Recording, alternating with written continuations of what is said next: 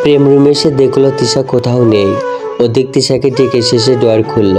কাপড়ে ভাঁজ সরিয়ে পুতুলটা হাতে নিয়ে বলল, তিশা আমার ওপর গেম খেলো না। তুমি যেই গেম খেলছো ওটা আমার তৈরি করা। বলে দরজার দিকে তাকাতেই দেখলো তিশা সেখানে দাঁড়িয়ে। প্রেম তাকে দেখে বাঁকা হাসলো। তিশা খেপে গিয়ে কিছু বলতে যাবে, তার আগেই তিশাকে কাছে টেনে প্রেম কথা বন্ধ করতে ঠোঁটে চুমু খেলো। তিশা নিজেকে ছাড়িয়ে বলল, আমি অঙ্কুর ভাইকে নিয়ে পুতুলটা আপনার জন্য আনিয়েছি, আপনি কিনা দেখেই নিলেন। মানে যখন ড্রয়ারে ঢুকাচ্ছিল তখনই দেখে ফেলেছিলাম। আমার সঙ্গে গেম খেলো না সোনা, আমার ভাবো আমি কিছু বুঝবো না, কিন্তু এই পুতুলের চুল সোনালি কেন? কালো হলে ভালো হতো না? সেটা আমিও ভাবছিলাম। এক কাজ করি চলুন, কুটিল ভঙ্গিতে বলল। প্রেম সন্দেহ ভরা সুরে বলল, কি কাজ? তিশা ঠাট্টা করে জবাব দিল, একটা খুন করে চুল কেটে পুতুলে মাথায় লাগিয়ে দেই। তোমারটাই কাটি? তিশা চোখ বড় বড় করে জিজ্ঞেস করলো, আমারটা কেন? মনে আছে প্রত্যুষকে ধোকা দিয়ে আমার কাছে এসেছো, ভাইয়ের হয়ে শাস্তি দেবে নাকি? তো চলো যাই আপনার ভাইয়ের কাছে, দেওয়ান বাড়ির বংশ বাড়িয়ে দিয়ে আসি। প্রেম মুহূর্তেই রেগে যায়।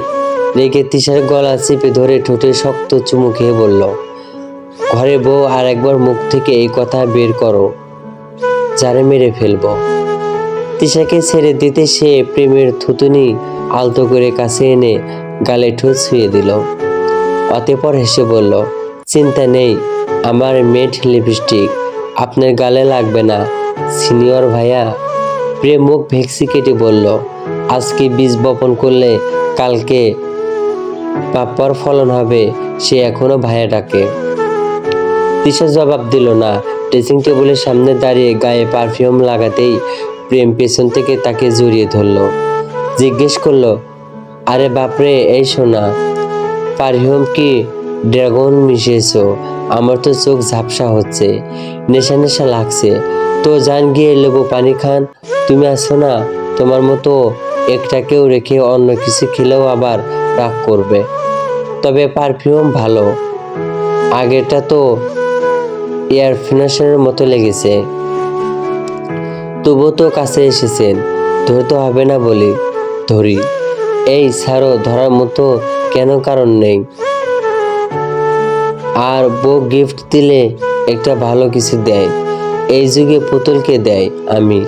আমি জানেন ওটা অঙ্কুর ভাই দিয়ে আনিয়েছিলাম কষ্ট করে। একটু সুইচ আছে, ওটা চাপলে তোমার জামা কাপড় খুলে যাবে নাকি? যদি এমন কিছু হয় তাহলে নেওয়া যায়।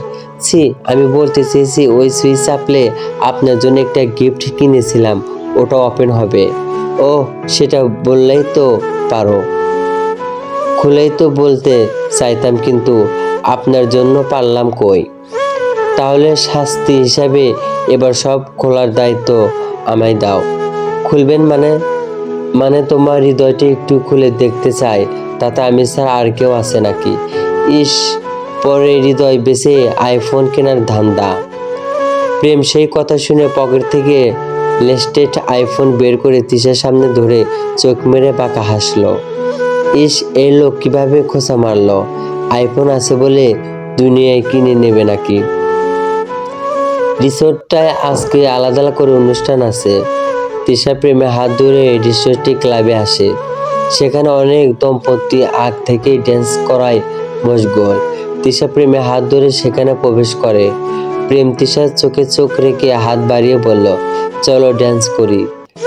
তিশা হাতে রাখতেই প্রেম তাকে নিয়ে উপরের দিকে চলে গেল।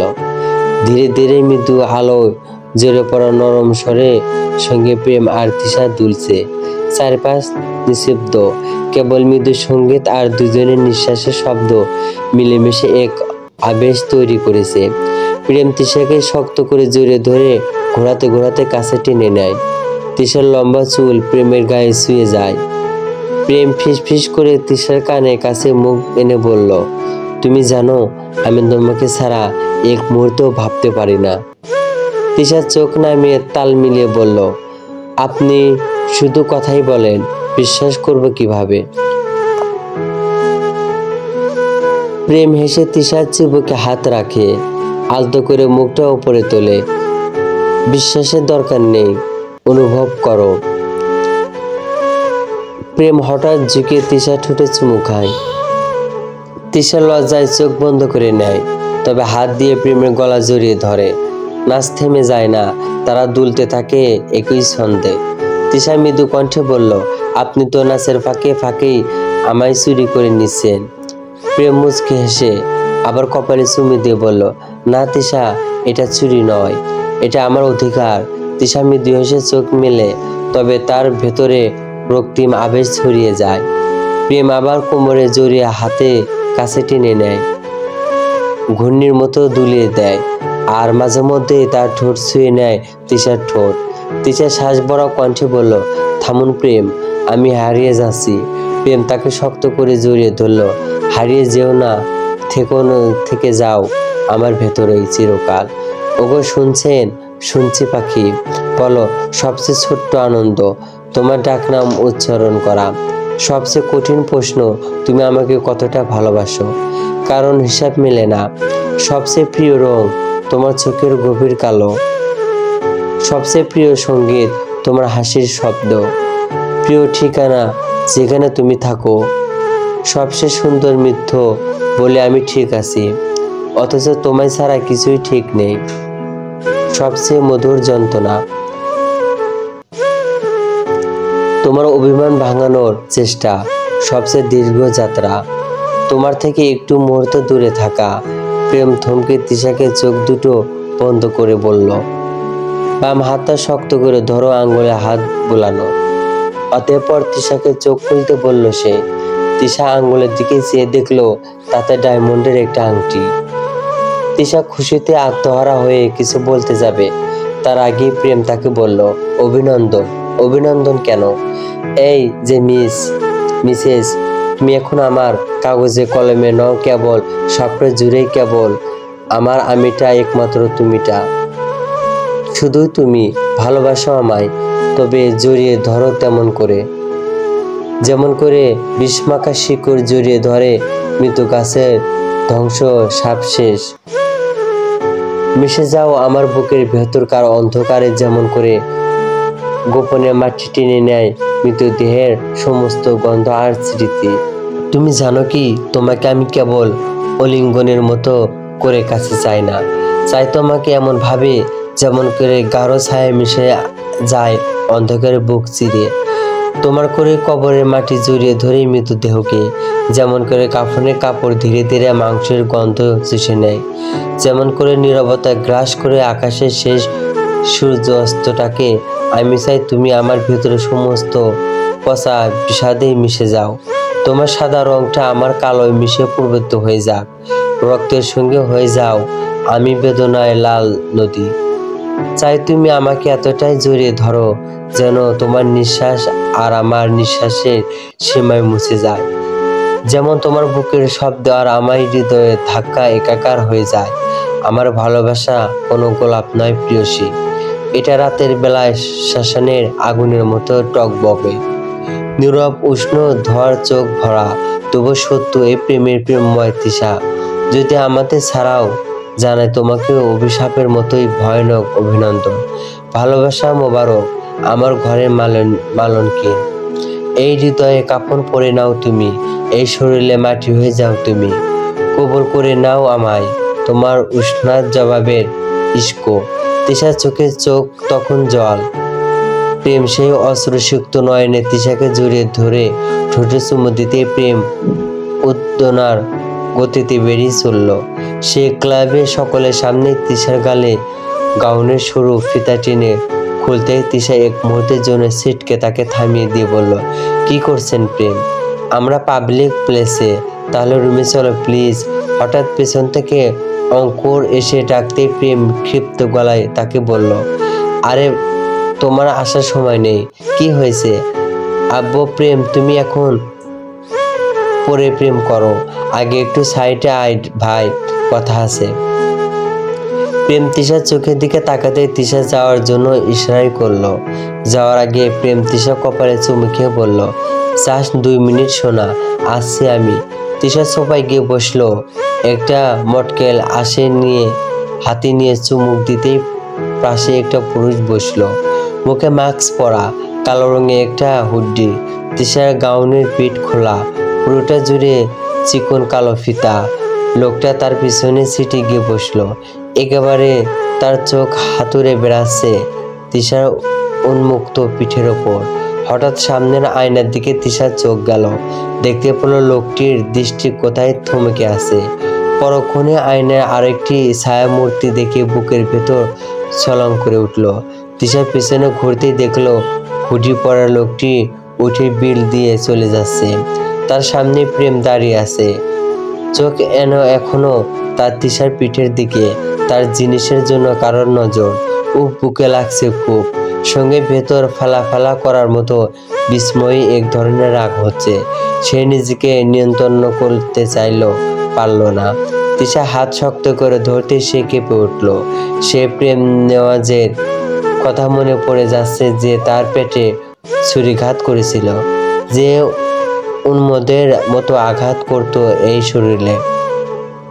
শিউরে ওঠে তিশার গা।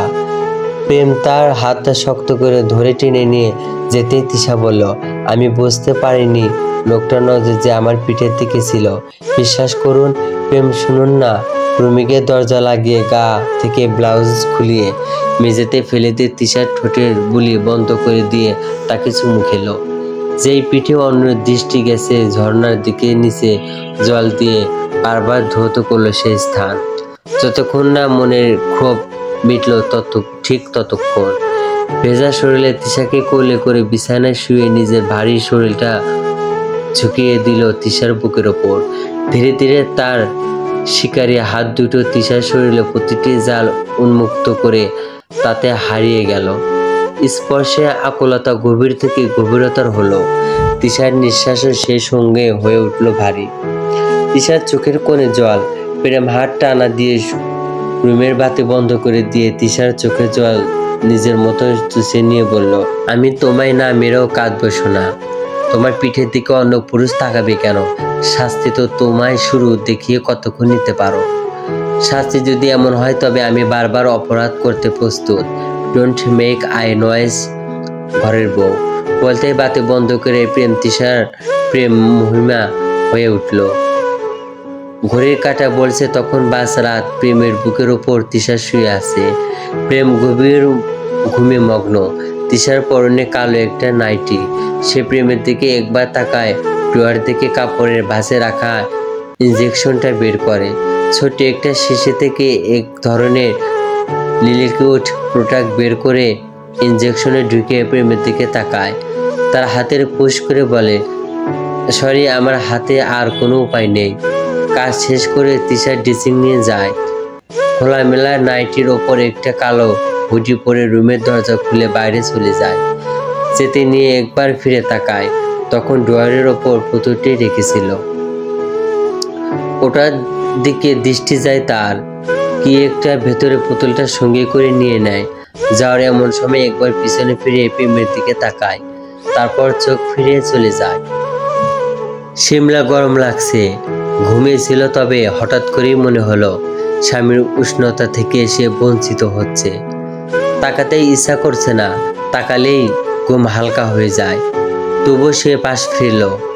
বিছানার বা পাশ হাতুড়ে কিছুটা অবাক হয়ে পাশের টেবিল থেকে চশমা নিয়ে বাতি জ্বালিয়ে দেখলো অঙ্কুর পাশে নেই। শিমলা উঠে বাথরুমে গেল, বারান্দায় খুঁজল, অঙ্কুর কোথাও নেই। এ রাতে বেলা কোথায় যেতে পারে? তার চোখে জল চলে এলো। ফোন করলো অঙ্কুরকে, সে ধরল না। শেষে বিছানায় ধপাস করে বসে পড়ল শিমলা। বিড়বিড় করে কাপা গলায় আড়ালো, আর কত অঙ্কুর, আজকে রাতে আবারও। অন্ধকার রুমের চারপাশ ফুল দিয়ে সাজানো। অদ্ভুত সুন্দর একটা সুগন্ধ বাতাসে বেড়ে ঘুরে বেড়াচ্ছে। পাহাড়ি রিসোর্টের জানালা দিয়ে কি সুন্দর বাতাস আসছে। বাইরে বাতাস আর বৃষ্টি একসঙ্গে। কালো গুড্ডি পরা লোকটি বাথটবের জলে বরফের টুকরো ছেড়ে দিল। এই তীব্র ঠান্ডায় নগ্ন হলো, তারপর নেমে পড়লো বরফ জলে। রক্ত চাই তার। রক্ত জলে স্নান না করলে ঘুম আসে না তার। সে পাশে রাখা ছুরিটা হাতে নিতেই দরজার সামনে দাঁড়িয়ে থাকা নারীর কণ্ঠ তাকে ধমকে দেয়। লোকটি সেই নারীকে দেখে এক মুহূর্তে খুশি হয়ে যায়। নারীটির পরনে কালো নাইটি। লোকটি তাকে দেখে বলল, অবশেষে এলো তুমি। তুমি জানো না আমি তোমার জন্য অপেক্ষা করে থাকি। সবসময় কি আমার এভাবে তোমার কাছে আসা সম্ভব? তুমি না ফিরলেও কিন্তু আমি একের পর এক খুন করেই যাব। কাউকে বেঁচে থাকতে দেব না, কারণ আমি খুন না করলে তুমি আসো না আমার কাছে। মেয়েটির শরীর থেকে কালো রঙা নাইটি খুলে ফেলল। নগ্ন শরীরে পুরুষের সামনে দাঁড়াতেই তার চোখ থমকে গেল। লোকটি আর কথা বাড়ালো না। হাত বাড়িয়ে দিতেই মেয়েটি জলে নেমে গেল। অতঃপর লোকটিকে বলল, তোমার রক্ত চাই। তো মেয়েটি লোকটির হাত থেকে ছুরি হাতে নিয়ে চোখে চোখ রেখে নিজের হাতের উপর ধরে টান দিতেই ফেরফের করে রক্ত গড়িয়ে পড়ে জলে। লোকটি সেই রক্তের দিকে তাকাতেই তার চোখ চকচক করে ওঠে। সে জিহ্বা দিয়ে লেহ করে সেই রক্ত মনে হচ্ছে অমৃত মুখে দিয়েছে। মেয়েটি মুচকি হেসে লোকটির দিকে তাকায়, তারপর আবদার করে, আজকে যেই মেয়েটিকে মেরেছো তার চুলগুলো দিও তো। আমার নতুন পুতুলটির চুলগুলো একটু ভালো লাগেনি। আর শোনো, আজকে বিরিয়ানি রান্না করব। কিসের বিরিয়ানি? মানুষের মাংসের। যাকে আজ মেরেছো তার মাংস। পিসগুলো বড় বড় করব, কিন্তু বিরিয়ানি না খেয়ে আজ ফিরছি না। তবে অবশ্যই ফজর আজানের আগেই সব শেষ করব। আমায় তো আবার ফিরতে হবে। ইস, তুমিও যেও না। তোমার স্বামী থেকেও তো বেশি ভালোবাসি আমিও তো। তবে যেতে যে আমায় হবে। আজকে কিন্তু তুমি রান্না করবে, বুঝলে? যা মর্জি আপনার। বললেই লোকটি মেয়েটির ঠোঁটে ঠোঁট ডুবিয়ে দিল। রাত আরো গম্ভীর হলো। সঙ্গে গভীর হলো দুটো উদ্দার শিকারী কুতুলতা, উদ্দনতা। ফজরে আজান পড়েছে তখন চারিদিকে। অঙ্কুর বাইকটা রেখে রুম নাম্বার 222 এর প্রবেশ করে। পরনে কালো হুডিটা ভিজে একাকার। শেষে রিসোর্টের লন্ড্রিতে ওটা দিয়ে রুমে চলে আসে। এসে দেখতে পায় তার স্ত্রী ঘুমিয়ে আছে। অঙ্কুর শিমলা পাশে শুয়ে পড়ল। সিলিংয়ের দিকে তাকিয়ে নিঃশ্বাস ছাড়ল। অনেক ঘুম পাচ্ছে তার, এবার ঘুমাতে হবে। কাজ তো অনেক করলো আজকে, সকাল হয়েছে সেই কখন। প্রেম ঘুমের মধ্যে নড়াচড়া খুব কম করে। হাত নাড়াতে গিয়ে গেল ঘুমটা ভেঙে। ইস, চোখে এত ঘুম কোথাও থেকে আসছে। তবুও চোখ মেলার চেষ্টা করলো। হাতের দিকে তাকালো একবার, উফ, চাকা হয়ে গেছে। হঠাৎ করে তার বুকে জড়িয়ে থাকা তিশার দিকে চোখ গেল তার। ইস, আস্ত মায়া এই মেয়ে, দেখলে আদর করতে মন চায়। প্রেম তিশার চুলে হাত বুলিয়ে দিল। দেখলো চুল ভেজা, কিন্তু চুল ভিজলো কি করে? হয়তো রাতে সে গোসল করিয়ে দিয়েছে, সেই জন্য হয়তো। তবে সারা রাতে তো শুকিয়ে যাওয়ার কথা। সে তিশার কপালে চুমু দিতেই তিশা নড়চড় উঠল। চোখ ফেলতেই প্রেম তাকে জড়িয়ে ধরল। জোরে ধরে বলল, আমি তোমায় অনেক ভালোবাসি তিশা, অনেক বেশি। তিশাও শক্ত করে জড়িয়ে নিল প্রেমকে। তবে তার চোখ প্রেমের পিছনে রাখা ড্রয়ারের ওপর রাখা পুতুলটির দিকে। ওটার চুল এখন কালো। সে ওদিকে দৃষ্টি নিক্ষেপ করলো। বাঁকা হেসে মৃদু কণ্ঠে জবাব দিল, আমিও আপনাকে অনেক বেশি ভালোবাসি প্রেম। চলবে।